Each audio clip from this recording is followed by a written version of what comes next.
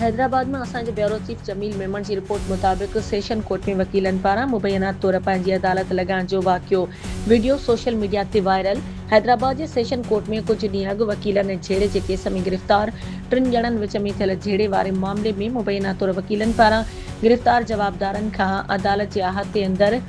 पेरनि ते किरी माफ़ी वठाइण ऐं तशद्दुद करण जो वाक़ियो साम्हूं आयो आहे। सोशल मीडिया ते वायरल थियल वीडियो में ॾिसी सघिजे थो त पुलिस जी मौजूदगी में 3 ॼणनि खे पेरनि ते किरी माफ़ी वठाई वई, जॾहिं त मुबैना तौर उन्हनि ते तशद्दुद पिणु कयो वियो। ज़रियनि मूजिब कुछ ॾींहं अॻु सेशन कोर्ट हैदराबाद जे अहाते में वकीलनि ऐं कुछ माण्हुनि विच में झगड़ो थियो हो, जंहिं बाद वकीलनि जी फरियाद ते झेड़े में मुलविस माण्हुनि ख़िलाफ़ केस पिणु दाख़िल कयो वियो हो। वाक़े जी वायरल वीडियो साम्हूं अचण खां पोइ कानून जी बालादस्ती अदालत जे अहाते में पेश आयल मुबैना तशद्दुद बाबति मुख़्तलिफ़ सवाल उथारिया पिया वञनि।